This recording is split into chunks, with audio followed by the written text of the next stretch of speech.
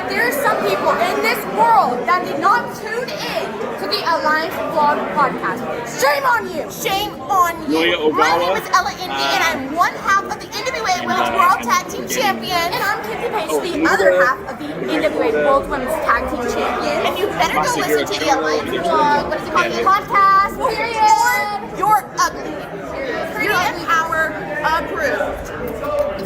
Hey guys, check this out. I am officially now sponsored by Dubby. Dubby is a clean energy drink made to give you focus with no crash. If you guys are like me, you're always needing a burst of energy, especially with one with no crash. Dubby contains vitamins, amino acids, a nootropic, and 150 milligrams of caffeine. It keeps me awake with no jitters, guys. Check it out. Merch link is in the bio. Dubby. Mi gente, you already know who it is. It's the radioactive pop with Danny Limelight, United Wrestling Network World Heavyweight Champion. And make sure you tune into the Alliance Vlog every week. You heard it here first.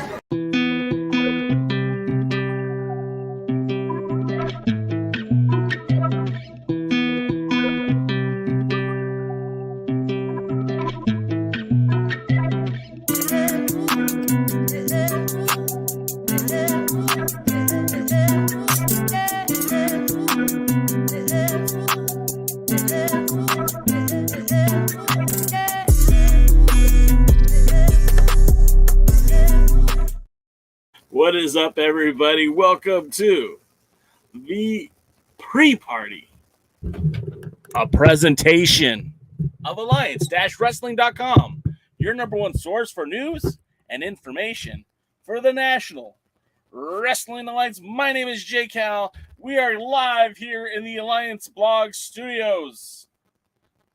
Look, hey, did you guys see this shirt yet? Bam! It's fire, brother. Alliance-Wrestling.com, the Alliance blog. You can get yours. Merch link is in the bio. And we're here to talk a little bit of the... Oh, shit. Willie got me. I couldn't even get through the introduction of Willie got me. What's up, J Cal? Tyrus' girlfriend to Sarah Lee. Zing! That was a good one. Actually, I really like that. Hisa's, the great Hisa is listening. Thank you, Hisa. Appreciate you, brother. Media Mike says, Jay, I rocked my Alliance blog shirt and put the picture up. Oh, I gotta go. I didn't see the picture. I saw that you posted you're wearing the shirt today. I appreciate you doing that. I cannot express the delight that I have packing up this suitcase that I'm taking to St. Louis that's packed with t-shirts that I'm bringing to give to some of you guys. I'm literally giving out some t-shirts. I know a t-shirt is no big deal, but to me, it's. I mean, we don't have big time sponsors. We're not making a ton of money off of YouTube. Like, this is like coming out of J Cal's pocket here, and I'm doing it because for a couple of different reasons. One, it's my way of saying thank you to everyone who was a part of this podcasting family. Like, I know. Look, I swear. The one person who deserves this shirt almost more than anybody is Dodie. I don't know how to get a shirt to Indonesia for under $100. If I could, I would. I want to buy Dodie a t-shirt. I want to send Dodie a t-shirt. But all of you guys who've been a part of this Alliance blog family, this hashtag, We Are the Alliance, for a while now, you guys you've been helping grow this channel, man. We went from, I think we started like with 8. I say you start with 0, Jay. Everyone starts with 0. That's kind of how it goes. But you know what? We started from nothing. And I mean, 2018, we were doing this podcast to crickets, right? We were doing these live streams to crickets. And over the years, like, you guys have got behind this live stream, got behind the podcast, got behind the website, followed us on social medias, have helped this machine grow. I mean, now we've got t-shirts and we've got hats, and I just can't wait to see a lot of you guys when we get to St. Louis. Hebes, I'm going to remind you to do that. In fact, I'll probably send you a message before the show's over. But we're putting stuff together in St. Louis. I'm bringing like extra goodies, I guess. Maybe we'll do like a trivia game, or I don't know. I want to celebrate with you guys. If you guys are in St. Louis, get in my DMs. If you're going to be there for the 75th anniversary, get in my DMs. Talk to me. I want to celebrate with you guys. I want you to be a part of this alliance. We're calling it the Alliance Wrestling Summit, and I'm blatantly stealing it from Dave Marquez's wrestling summits that he used to do in the years bygone. The Alliance Wrestling Summit, we did one with Dangerous Adrenaline Wrestling Gladiators back in March. It was me, Tim, and his lovely wife, Raluca. It was, and of course, Dave Scooby. Now, that wasn't the first time I met Dave Scooby. I've met Dave Scooby a lot of times because he happens to be at a lot of the shows and stuff. But Dave Scooby was there. Tim and Raluca, myself, and Jaden, we all got to hang out before the Dangerous Adrenaline Wrestling Gladiators event, and afterwards as well. We got to hang out. It was really cool. I wanted to do the same thing again, and I'm stealing an idea, blatantly ripping it off from Adam Rotella. He had the meet and drink. I'm having the meet and eat. I want to meet up with everybody before the show, maybe grab lunch or something, and again, pass out some swag and have a good time. I'm really looking forward to it. It's literally, I'm so jacked up right now. Like, I don't even have Dubby with me right now. I don't even have a glass of water, so I'm kind of in trouble. Hopefully I don't lose my voice or anything. But it's going to be a good time. I'm super excited. I hope you guys will be out there. If you're not out there, that's okay too. We're going to try to capture some of it, and maybe we'll show it on another episode of the pre-party down the road. Jammin' Music Man says it's raining where I live. Right now there's thunderclouds outside. I'm hearing the thunder, and it's starting to rain too. More comments. Jammin' Music Man says, what's up, the Alliance Blog family, and what's up to you, Mr. Jammin'? Let's see. Why don't we on Discord set up a way to send PayPal for funding to send Dodie a shirt? That's not a bad idea, Mike. I don't know if Dodie would want that. And I'll just send it to him. I don't mind. I just got to figure out how to do it. But yeah, Dodie. So in the olden days, when we first started the Alliance blog, it was mostly a lot of activity happened on our message board. And so when we had conversations on the message board, Dodie was pretty upfront. Hey, I'm from Indonesia, and he was following the NWA from Indonesia. It was so cool. And I would see there was software that you could put on your website where your traffic was coming from. It would give you a visual representation.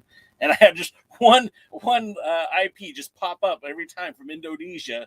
And I know that was Dodie, and he's been along for the ride, man. I wish someday he'd get to see an NWA event live. I don't know if he's ever going to be able to come to the United States, but if it ever happens, I'm gonna if Dodie, there's two people in this world that if they show up in the United States and say, I want to go see NWA wrestling, I'm gonna jump in a plane and go find him and hang out with him. And that's Dodie, and of course our pal Lamsum, who he lives in Europe. So yeah. That's sorry, I'm going off on tangents here, but Dodie's been along for this ride for a very long time. I've known Dodie about as long as I've known Jaden and DKM and Luthez, and I got to meet all those guys. Well, I'm going to meet Luthez next week, but this will be the first time that I get to meet Luthez. But I'd love to meet Dodie. So, anyways, let's talk about clearly defined baby faces, clearly defined heels. Jamin says he lives in Georgia. It's rained every day this past week. Hey, Jamin, let me ask you this: Did you get to go to the Atlanta TV tapings for the NWA? Were you there? And if you went to the Atlanta NWA tapings, did you go to Championship Wrestling from Atlanta? Just curious. Let's see. I know I missed some of the comments. I wish we could get some rain up here in the high desert. Steve, is that where you're living, up in the high desert? I was in Vegas over the weekend. In fact, I'll be in Vegas this weekend as well. And driving home, we were going through Yermo, and it was pouring rain. It was 104 degrees, instantly cooled off to 70. And once we got out of the rain, it was back up to 104 degrees again. Let's see. I haven't been to Tennessee in many years.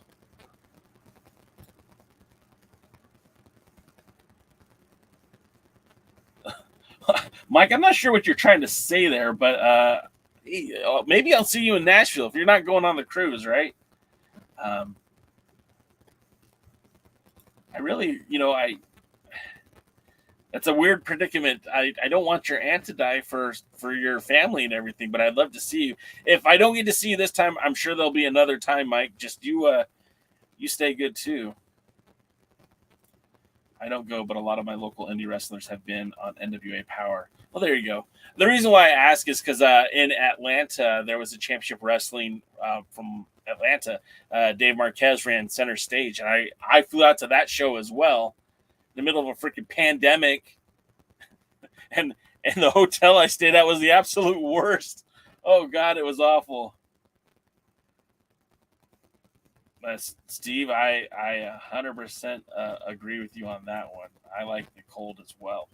All right, so kind of what I wanted to talk about today was clearly defined baby faces, or really just clearly defined faces and heels.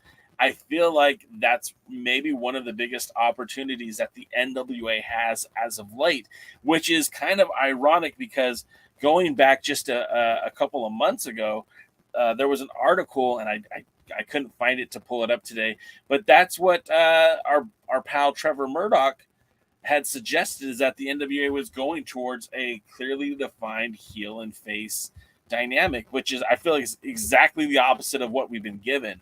Because when the NWA started in 2017 under the guidance of Billy Corgan, you did have a clearly defined face in Tim Storm. Now, prior to the Lightning One era of the NWA, Tim Storm kind of bounced around. He wasn't necessarily a heel. He wasn't necessarily a face. He's mostly a tweener. But the minute that they started the 10 Pounds of Gold series, he 100% became a face.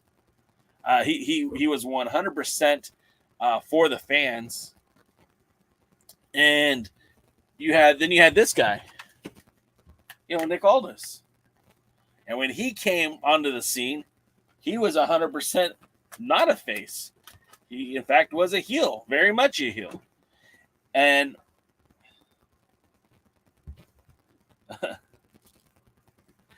see, and this is the sorry, I got caught up because Heebs just made a great point in our live stream chat, and he says, "Oh man, Billy on the recent Chris Van Vliet podcast just talked about this, and yeah, he's anti-clearly defined lines." And that's been a hallmark for the NWA for most of his tenure. Like I said, in 2017, we had a clearly defined face, we had a clearly defined heel, and then all of that changed once the belt went on Nick Aldis. And at that point, when Aldis walked into Port Hueneme and the Championship Wrestling from Hollywood, the Ocean View Pavilion, I mean, he walked in as a conquering hero, and not 3 months prior were the fans cheering for Tim Storm. Now they were cheering for Nick Aldis in the 10 Pounds of Gold, which is understandable. You always kind of want to cheer the champ, right? But then, at that point, the only heel thing that Aldis did was, cement his intentions to challenge for the 10 Pounds of Gold. It wasn't until really we didn't get an Aldis heel turn till the first episode of Power, because everything that happened in Ring of Honor was still a Ring of Honor versus NWA, and there was no real there wasn't a need for a clearly defined heel or babyface. Aldis didn't cheat to defeat Tim Storm. He beat him outright. He beat him outright in Philadelphia, December 9th, 2017. And then when the Aldis Crusade, again, there was nothing overtly heelish about that run that Nick Aldis was on. He was just the conquering champion. That's what a champion does. A champion celebrates his victories. A champion goes out there and defends the 10 Pounds of Gold, whether it be in Austin or Boston, right? Whether it's in Antarctica or in Australia. He would be all over the place, and which was great. It was good for the NWA. It was good for the title. It was good for Nick Aldis. But then when we finally get to Power, and we're no longer dealing with Ring of Honor shows, we're no longer main eventing Championship Wrestling from Hollywood. Now we're at Power, and the focus is Power. And the first opportunity they get, they make Aldis a heel by having Camille interfere on Tim Storm's behalf, or excuse me, on Nick Aldis's behalf. And that kind of set the precedent. And then we would get the wild cards who, up until that point, were actually wrestling against Nick Aldis, joined and became part of Strictly Business. And Eli Drake, who at the time was, everyone kind of thought was a heel, was actually more of a face. And it became this weird dynamic where now you weren't even sure anymore, because even though Nick Aldis acted like a heel, the fans were cheering for him. Strictly Business was getting revered by the fans. But then on the flip side, right? On the flip side, you had Tim Storm still getting revered by the fans. And honestly, like, people who traditionally would be considered heel were getting cheered. Aaron Stevens was really like the only guy getting booed in Atlanta, if memory serves me. Like Ricky Starks was getting cheers. Trevor Murdoch was getting cheered. Zicky Dice was getting cheered. Thunder Rosa was getting cheered. I mean, everybody was getting cheered in Atlanta. And then it started to kind of disintegrate into where we were getting more clearly defined, or less clearly defined heels and faces.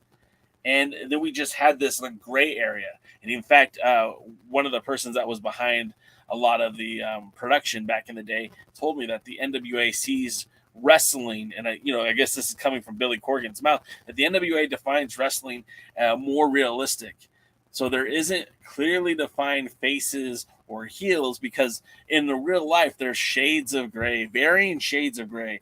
Good guys do bad things sometimes, and bad guys do good things sometimes. But my problem with that is, in a world of reality where shitty things are happening all the time, and I turn on the TV and I see people talking about domestic violence or domestic terrorism, or kids. I'm not going to get into all of that. I'm just going to say sometimes I want to escape that reality. Sometimes I want a world that's clearly defined, people that I can cheer for, people that I can boo. And I think it's a very, very poor creative choice to not give me a simple way to cheer for your talent or to boo for your talent. So if that means that if everyone has some redeeming quality, then and nobody is the hero and everyone's an anti-hero, then it's hard to really, that's what I'm looking for. You guys are referencing Chris Valet's interview. I did not see it yet. I probably will later. But again, this whole mindset is in stark contradiction to what we heard that Trevor Murdoch was supposed to have this. He stated in an interview not too long ago that Billy was really trying to push that more face, more heel narrative. So it just feels kind of like a little bit of a what's the word I'm looking for? It feels like a contradiction. And look, contradictions aren't strange to pro wrestling. They sure as hell aren't strange to it's nothing new to the NWA, is at least how we've been consuming it as of late. But I don't know, man.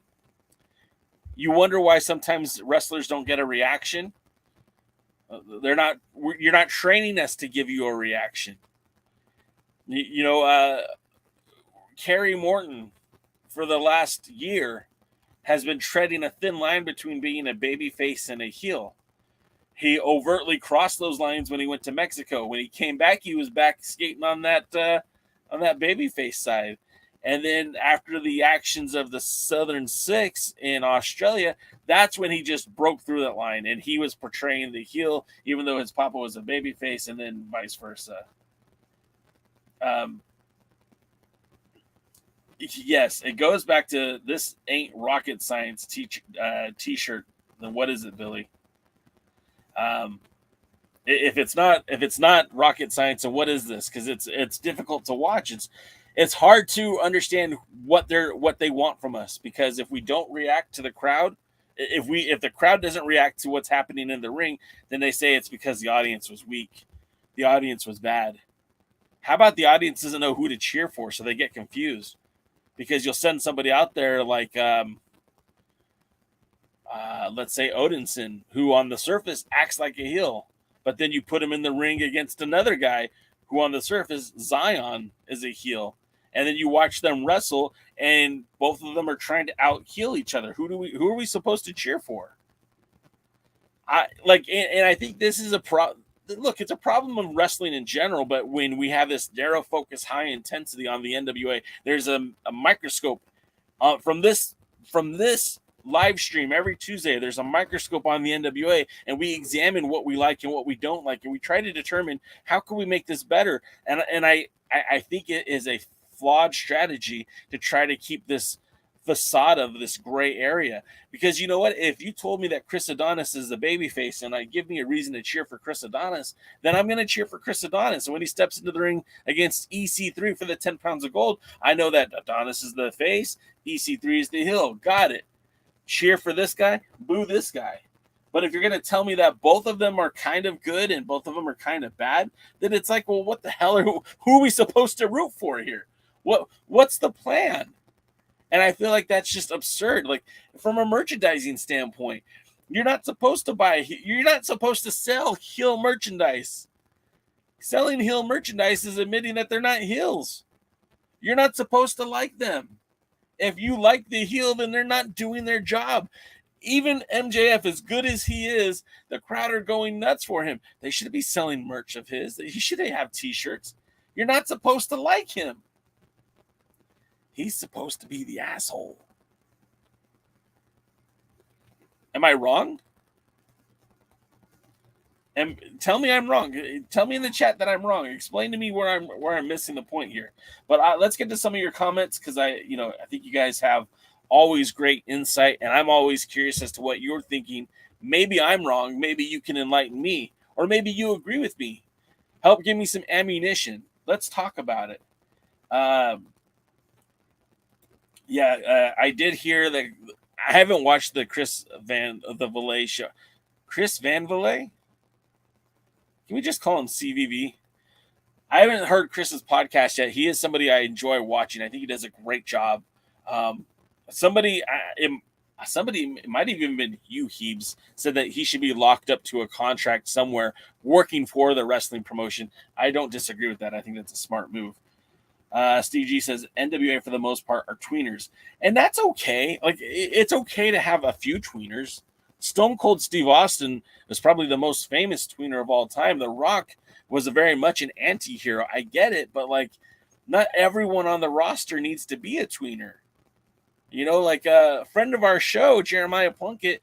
I mean, like, I feel like he should be a babyface, but they treat him like a heel. A former NWA World's Heavyweight Champion, a former National Champion, former North American Champion, former Tag Team Champion. You would think that Jack Stane should be over as a babyface, but no, they treat him as a heel. And then even the Country Gentleman. I'm watching HB Cares for Cooper, the fundraising show that they just released on Saturday. And when you've got Country Gentlemen coming out and they're giving their hats and title belts to young Cooper, I mean, it's sweet and generous and wonderful, beautiful moment, but like, are they faces now? It's just a little confusing to me, and I don't get it, and maybe I'm wrong. Jamin says, I saw the 7 Levels of Hate documentary and saw you, J. Cal. We recorded a lot more footage in there than we actually got that was actually used. It was kind of sad. At the same time that documentary was being worked on, there was another documentary, the history of the NWA. We recorded a lot of footage for that, and I was featured quite prominently in there. Not to brag or anything, but they used a lot of the footage, which was like really cool to me. And then Adam Pierce does his documentary. I shoot some footage for it. It's like, here's 5 seconds. And I'm like, okay, we recorded for an hour or so, but okay. What was really cool is back then, my wife, then girlfriend, was taking a lot of the photos that you would see that we posted on the website. So like the Alliance Dash Wrestling got a thank you in the movie credits. My wife, Michelle, was credited as being a photographer for the movie. So all that was really cool. It was a fun experience just to be a part of it. And again, like, I lived it too. Like, I was there. I mean, I was for some of the matches, but I got some of those emails that he was talking about in that documentary. I was CC'd on some of that stuff I was BCC'd on some of it as well, but some of it was never meant for me to see. But I saw a lot of things I wasn't supposed to. Willie says Aldis was a far better champion than Tyrus. That's not even debatable, man. And I don't like Nick Aldis. You guys, I've made it clear I don't like Aldis. I probably don't have to keep saying that, but I would take Aldis back in a heartbeat than Tyrus, and I can't deny that either. Kayfabe Soup said Billy did confirm that the plan was to put the 10 pounds of gold on Eli Drake. Yeah, let me tell you something, dummy. Yeah, it was initially, Eli Drake was one of the top 3 considered. We've mentioned this before, and it was Drew McIntyre was the first guy. They were going to build the whole thing around Drew McIntyre. Drew McIntyre goes and gets signed by the WWE, and then that's when Dave Marquez presents the idea of, hey, why don't you buy the NWA? And then at that point, their options were initially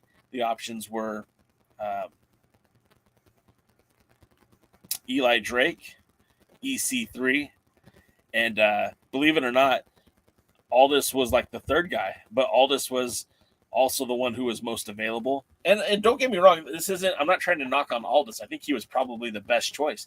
I don't know that, as much as I love LA Knight, Eli Drake, Sean Ricker, what he's doing right now is phenomenal. I don't know that he could have carried the NWA the same way that Nick Aldis did.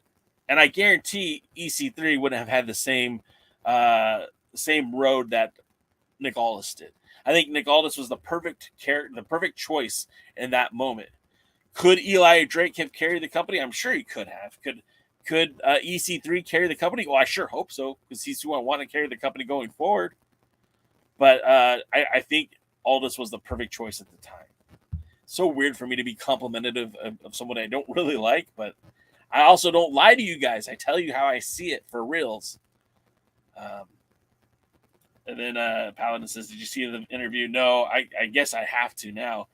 And then Chris says, does it matter that Billy was going to make it? Yeah, see, that's the thing too. Like, shoulda, woulda, coulda. There's so much things that Billy could have done. It's kind of a bullshit thing to say. Like, oh, yeah, we're going to put the title on LA Knight. Okay, why didn't you? Instead we got Marty Scurll twice. Or I guess we never got it a second time.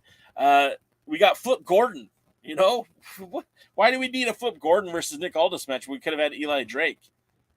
You remember he didn't win the tag titles till much later in that first season. It wasn't like the first episode he was there. He wasn't in the national title picture. And he sure as hell wasn't in the TV title picture. They put up the tag titles on him to keep him as far away from singles competition as they could get. Yeah.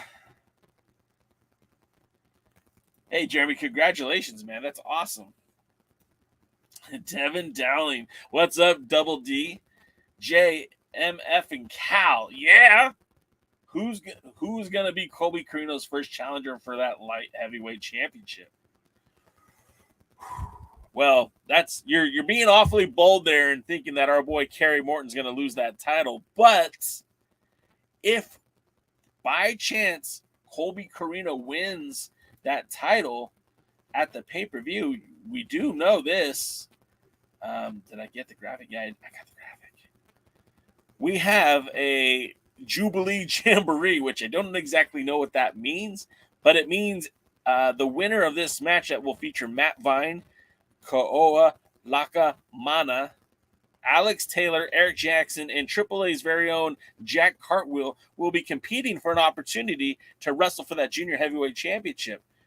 And if I'm a betting man, I could very easily see Jack Cartwheel winning that title in a Colby Carino versus Jack Cartwheel match for multiple reasons, the least of which it helps solidify, galvanize that AAA NWA relationship. And if we head into 2024 with a title, an NWA title being defended in Mexico, then that means that someone from the NWA is going to have to go get it. And maybe, just maybe, that somebody is Alex Taylor, or maybe it's Colby Carino, or maybe it's Homicide. I mean, there's not a lack of quality junior heavyweights in the NWA.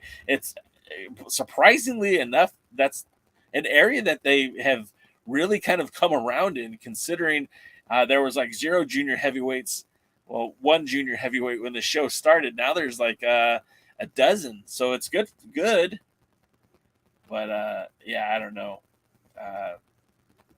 Let's get some more comments. Because you guys, I love it when you guys carry the show. I don't even have to come up with topics. You guys will just do that for me.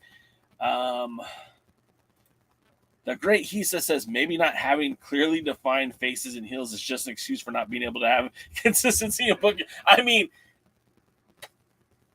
you remember, and we talked about this on Thursday's live stream. You can also hear it on the podcast. So long, Scion. Where when he entered the NWA, when Scion entered the NWA, he came in as kind of like I'm here because Billy Corgan asked me to. It almost seemed like he was going to be a mercenary. And then it was like, no, I'm here to win a title. And then it was like, no, I'm going to be the next world's heavyweight champion. And then all of a sudden, it was all about the titles. And then it became like, I'm here to find my father who used to be a world champion. And then it's like, oh, Austin Idol's my dad. So now I'm joining Idol Mania Sports Management. And now look at it. It's just completely gone. There definitely is something to that, Hisa, about not being able to find consistency in the booking and not keeping a tab on who's heel or face. Chris says, what's next? If Ricky Starks wins the AEW title, will Billy say he was planning to give him the gold? I will say this. You could say what you want about Billy Corgan, but we know that they were the whole NWA was very high on Ricky Starks. I know that Dave Lagana was high on Ricky Starks. That's why he was entered into the NWA national title championship match. Remember at the 5 years ago? Wow. It'll be 5 years ago in October, I think. At the 70th anniversary, the same show that Aldis defeated Cody to win the 10 pounds of gold to regain that title, they also crowned a national champion in that tournament. The men in that match were Colt Cabana, I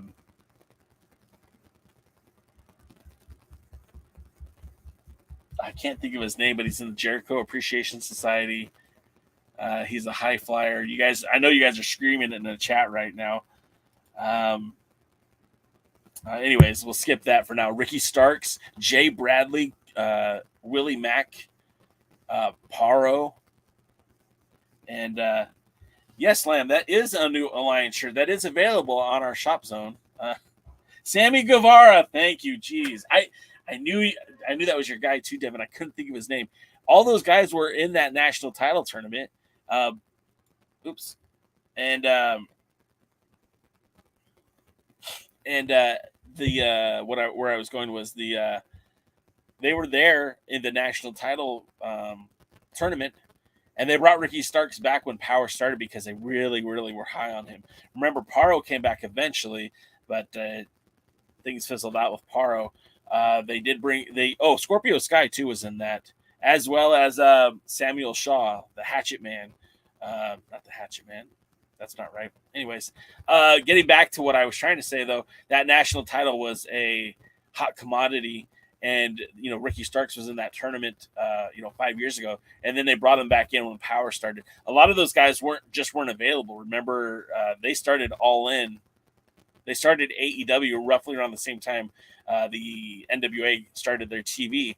So guys like Scorpio Sky, Sammy Guevara, all those guys got picked up pretty quickly to do All In. To do AEW. I think they were planned. The battery is dying. I got to be fast about it then. Devin Dowling says, isn't Paro in GCW right now? He might be. I got to be honest. I don't follow GCW. I will once Kerry Morton is their world champion. But we have some more matches to talk about tonight on Power, and we'll get to that in just a minute. It looks like it's going to be a good night of wrestling.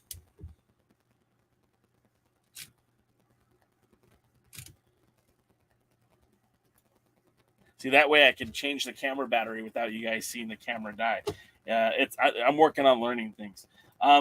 We'll get to more about the show tonight, but let's let's get to more of your comments. Let's see. Man, you guys, there's so many comments.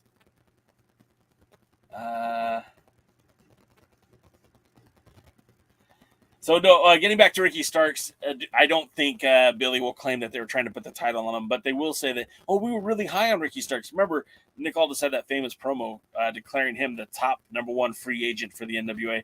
I don't know exactly what that means, but I know that they were very high on him. Double D says, Odinson is a heel but doesn't want to work with the heel Jordan Clearwater. What, WTF, why not? Yeah, see, and then he wants to work with Kratos. Kratos came into the company as a heel, as Shooter Stevens'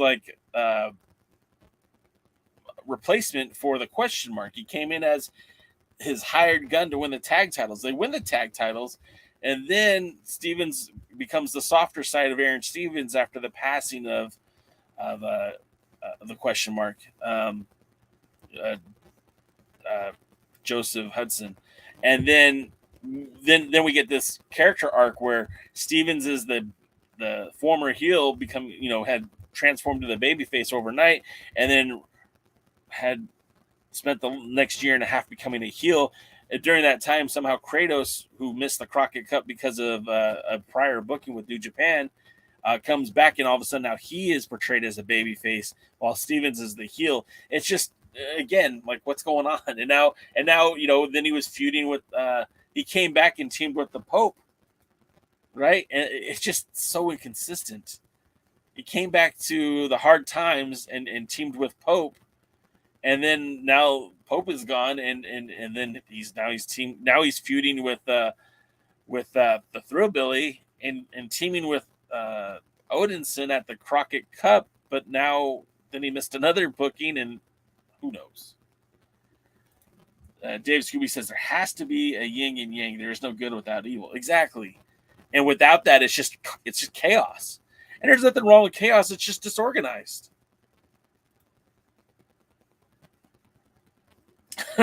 Steve G says, better question. Why the hell did Billy ever put the title on Tyrus for? That is a great question, and one that I do not have a good answer for. I just don't. Billy's NWA is like watching the kid put the circle in the small square hole, forcing it in when it's the kid. He yells and screams savagely because he did it. You might be onto something there, Mike. Putting that circle peg in the square hole, like, I got it. Billy should have Daisy on his own channel. Sells his own channel, not through NWA. Say that again, Mike. I didn't get that.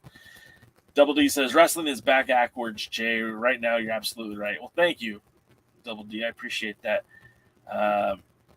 Willie says, I'm cheering for EC3 to defeat that Pillsbury Doughboy, Tyrus, for the 10 pounds of gold. I think, you know what? We're on the Discord channel. I think there's a unscientific survey going on, and right now I don't think anyone is cheering for Tyrus to win the title. If anyone in this chat is rooting for Tyrus to become the world's heavyweight champion, make a comment. Let me see it, because I as far as I can tell, I think everybody's rooting for EC3. I could be wrong. Heeb says it's pronounced Vleet, but it's spelled goofy. All right. Who cares? The guy's Canadian. I have a lot of Canadian friends. Thank you very much, Adden, my pal Adden. Do you think Tyrus drops the belt and retires? I mean, there's always a hokey way of coming out of retirement, but the guy's he was never that good to begin with, period. And if his health has waned in any aspect, how do you keep running him out as world champion? Devin says, I'm not an Aldis fan either, Jay, but isn't he with WWE now as a producer? I know it's not a WWE show, but Aldis used to be one of our guys. Yeah, I mean, that's the rumor. I guess he's having tryouts with the WWE in a producer role, and that's pretty common. Like, look, there are former world heavyweight champions working in the WWE right now. We know that Steve Corino is part of the Performance Center. We know that Abyss and Scrap Iron Adam Pearce are producers and agents up on the main shows. And hell, Adam has a on camera speaking role as the authority figure for the WWE. So it's not uncommon for these guys to have this opportunity. And honestly, I think it helps build them. Like, look, the NWA that Carino won his world title in is very radically different than the NWA that Abyss won his world title in, which is very different from the world that Pierce won his world titles in, and Aldis winning his world titles. Each one of them is very different, with Carino and Pierce probably having the most similar experiences because those guys didn't have a company backing them. They had to do their own bookings. They took care of themselves. They made their own way. So for Carino to get all those dates in Japan with Hashimoto, that was him. That was his hustle. With Pierce getting his dates in Germany, in Australia, Canada, in Mexico, and in the UK, that was all Pierce. There was no financier behind it. Where Aldis had very much the backing of Billy Corgan, the backing of Tommy Dreamer, the House of Hardcore. That's how he got to Australia. He was on an Australian tour with the House of Hardcore. The NWA title was almost secondary in that. I digress.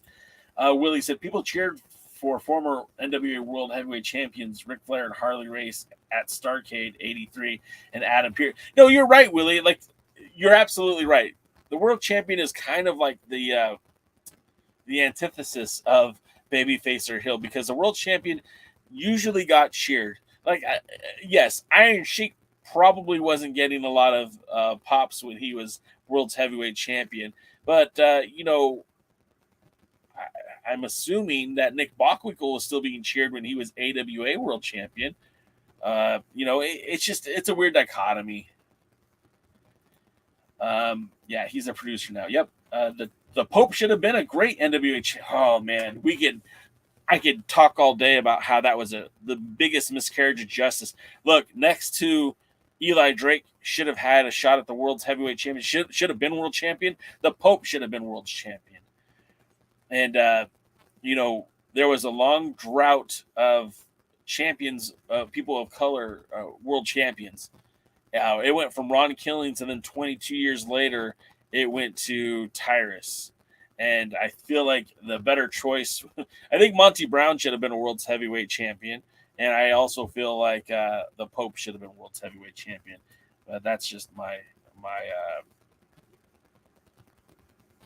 thoughts on it. CVV is a dual citizen and pretty cool. I'll say this, man. I only know him through a couple of degrees of separation, but he's always seemed very cool to me when I've seen him at wrestling events. I'm not a big enough person for him to know, but if I wave at him, he would wave back, I'm sure. He seems like a nice guy. Jeez. Paladin, why do you the hate on Canadian? You know that Tim, our own Tim Alliance Gold, is Canadian, right? And Chill Mascaras, who used to be associated with this show, was Canadian as well. Mike says, Jamie Stanley being Colby's first challenger if he wins the title. Is it a foregone conclusion that Kerry doesn't win? Are we all betting that now? I don't hate Canadians. I have a lot of friends that are Canadians. The Junior Hot Potato does sound fun. The Junior Jamboree, what is it? I'll bring it up here again. It looks like a lot of fun. Jubilee Jamboree, Junior Weight Hot Potato. I like that name better. Who wins that one? I think Cartwheel wins it. All right, back to more comments.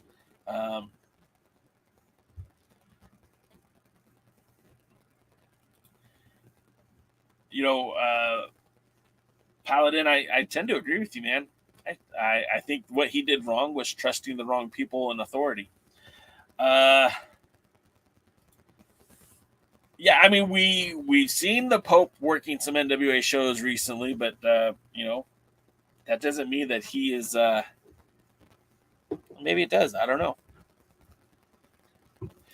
And then Double D says Starks was TV champion. He lost to Zicky Dice. Yeah, we all remember that. His 4-day reign as champion that spread out over 2 weeks on television. It was the biggest. Starks being TV champion had a lot of potential. Zicky Dice being TV champion had a lot of potential. Them sharing that title over the series of like 6 or 7 months, going back and forth with that title, had a lot of potential. Ultimately, we didn't get any of that because of the pandemic, which is a shame. Zicky and Ricky were signed to wrestle together at that New Year's Crockett Cup. It would have been good.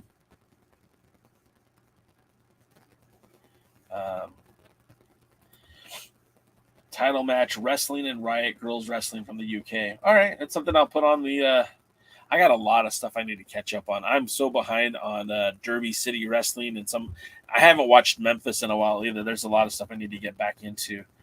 HB Cares for Cooper was pretty fun this weekend, and I hear that the Boca Raton show is supposed to be next Saturday. I missed that. The other three are Joe Galley, Kyle Davis, and Kenzie Page. I don't know what you're talking about. You were talking to Steve G. Heap says, I think we get another Camille versus Markova match this weekend. They're going to do that so close to the pay-per-view, though? Like, that doesn't make sense to me. That's one that I would leave off.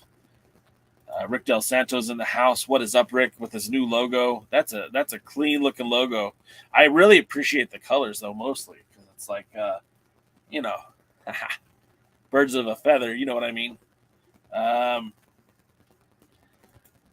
Devin, it's in the chat. If you don't, or excuse me, it's, you know what? I'll get it. I'll pull it up.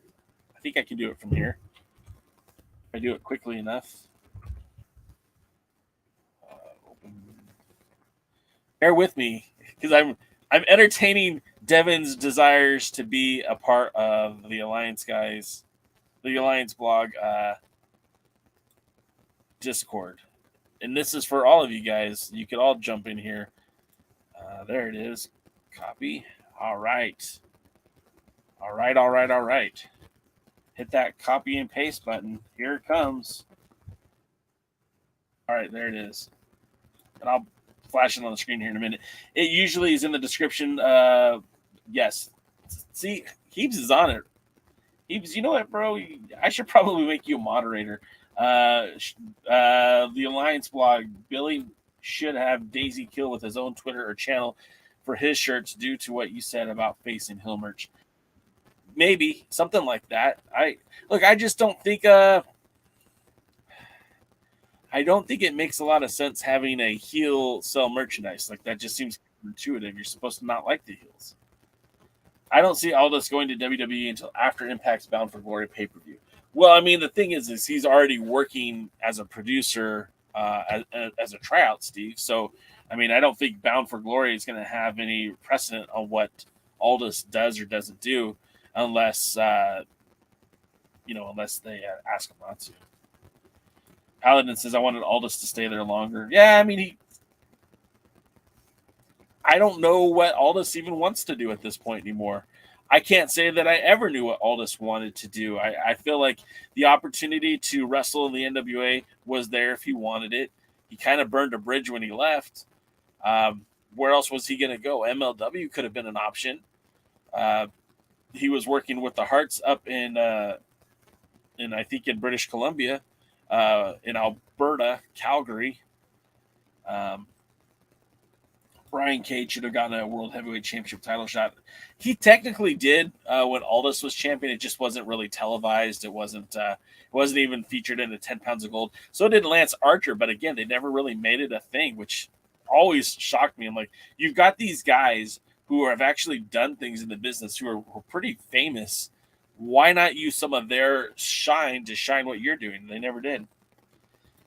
Double D says, I live 25 minutes from Canada. I'm practically Canadian. I would like to see Willie Mack as NWA World's Heavy. See, that would be pretty dope. But as far as I know, he's a freelancer, or technically he's probably signed in some regards to AAA. But yeah, Willie Mack in an NWA ring, I'm all about that. I'm here for it. I'm ready for it.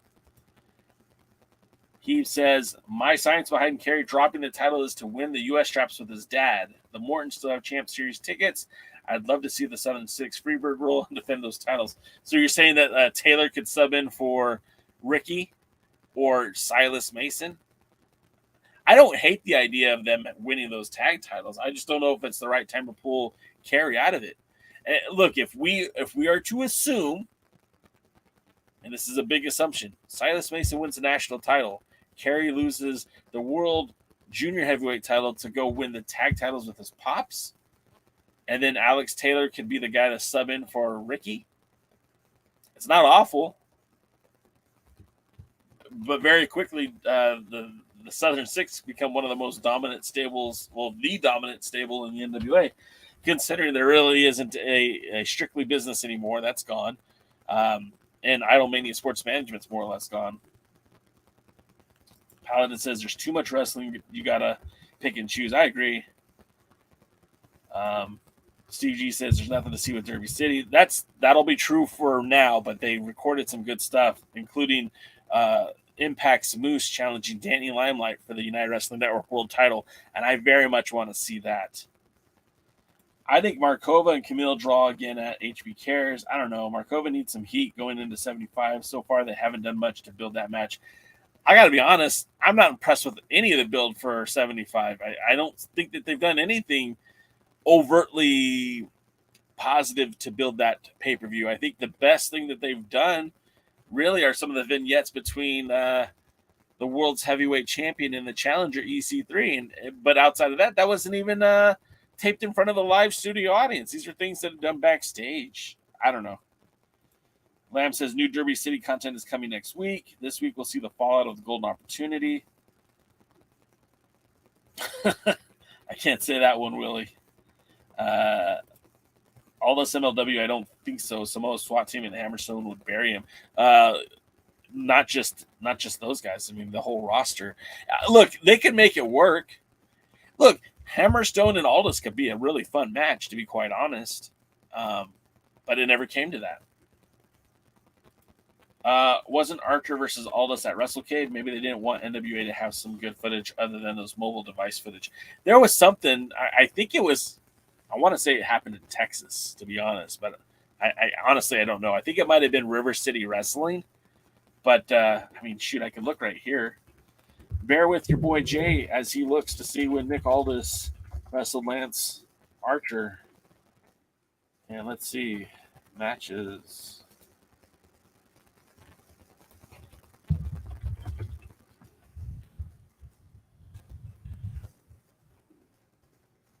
Oh. Yeah, I was correct. Hey, look at that. I was right. It was at River City Wrestling back on July 6, 2018. It was for the 10 pounds of leather and gold. So, yeah. But that was never televised. Archer just did time in Memphis Wrestling last week. Archer showing up in Memphis is one of the coolest things. I wish they could get him on a more regular basis. I think he would be very cool if he was, kind of a regular on that program and working his dates with AEW. Kerry versus Barrett, they're talking smack on Twitter. I love it, man. I love the fact that Kerry is... Look, if they're not building towards the match, they 100% should be. I don't feel like there's any heat involved here. I think they're both like smart. I think they're trying to work themselves into a match. Willie says Danny versus Kerry would be a great match. I think that would be very much a styles clash. And although I'm going to say Kerry has improved quite significantly over the last year, I don't think Danny and Kerry would have a good match. That's just my feeling. Steve says, J-Cal, to build properly for a big event, you need a champion that builds the pay-per-view for you, and that's not Tyrus. There's no argument there. Lamb says, Aldous versus Hammerstone would have been Gary's dream match back in the day. Yeah, it sure would have. He was a huge Hammerstone guy.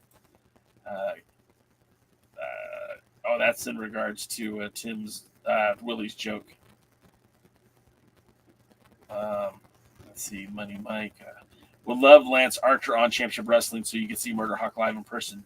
Actually, I have seen Murder Hawk live twice. I got to see him wrestle both times with New Japan USA. it was he and Harry Smith, Davey Boy Jr., the Killer Elite Squad. I got to see them wrestle in Long Beach as part of the New Japan. I can't remember what the show was called, but it was in Long Beach, California. So I did get to see him live, but I would like to see him like up close and personal. I like to see him in a smaller studio environment. I think he could do very well there. You guys are eating good food tonight. CJ is in action tonight. We haven't seen her actually wrestle since the Pretty Empowered event before the 73rd, so it'll be nice to see her back in the ring. Let's look at some more of the matches as they have been booked. Oh, yeah, you like that one, don't you? All right, I don't think I've ever shown this on camera, and I said I was going to wait. I said I was going to wait to do this until the Crockett Cup, but I think I'm going to break it early. This shirt, this logo. Are you guys ready? I don't know if you're ready for this.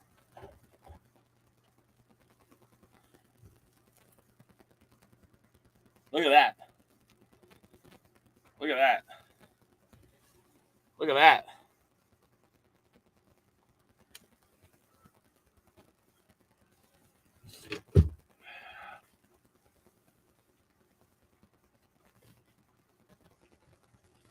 Put me in, coach. I'm ready to go.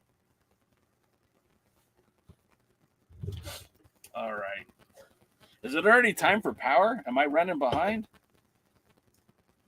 Yeah.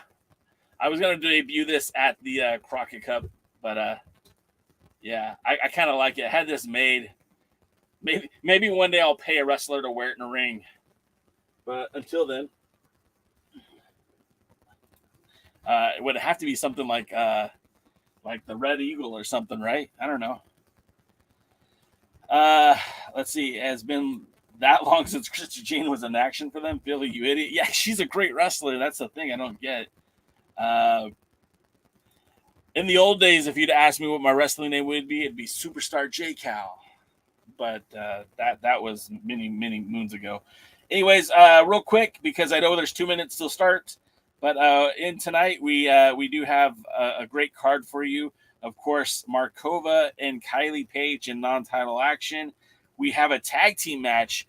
EC3 teaming up with Jordan Clearwater with local wrestling manager C Red, who for whatever reason has the Lawrence Zirconium pose, taking on Blunt Force Trauma with Aaron Stevens.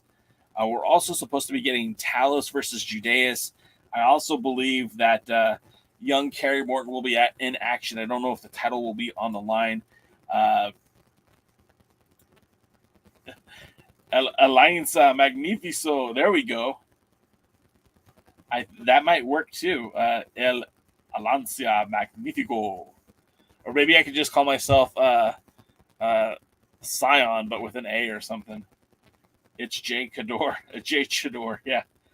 Should have cut a promo for the new mask in Spanish. You know what? Who says that might not be the only mask?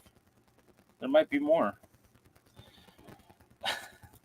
In fact, I have this whole idea for this next idea for TikTok videos is I will watch wrestling moves with a green screen, and if it's a good match, I'll have the mask on and say, "Que bueno!" Or if it's terrible, I'll be like, "Mi creo que estúpido," something like that. There it is, Saya. There it is. All right, guys. Well, that'll do it. It's 3:00. You got 5 minutes to go watch to get ready for Power. So again, thanks for being here and having a good time with me on a Tuesday. I'll be back on Thursday, but tomorrow, Dave, Scooby, Jeremy, and Tim from the Alliance Gold, they'll be joining together to make their own triumvirate of the other Alliance guys talking all things NWA, United Wrestling Network, Major League Wrestling, and more. And of course, on Thursday, the originals, the OGs, the Alliance guys, will be talking about Jeff Jarrett's run as world's heavyweight champion. We'll be talking about, I'm coining this phrase now. You heard it here first. If you hear anyone else use it, they bit it off me. When we talk about women's wrestling, from now on, we're calling it the Womentum. The Womentum of women's wrestling. I said it here first. If you hear anyone else say it, it's bullshit. They're ripping your boy Jay off. Womentum. Womentum. Womentum. That's a J. Cal original right there. All right, guys, that's going to do it for us. Thanks for tuning in this week, and we'll see you next time. Did I spell it wrong? Momentum? No, you got it. All right, we'll see you next time at the matches. Thanks for checking out the pre-party, a presentation of alliance-wrestling.com. You should hit that subscribe button and join our community. I also want to remind you that we recap NWA Power every Thursday at 8 p.m. in the live stream. We try to stay social, so find us at the Alliance blog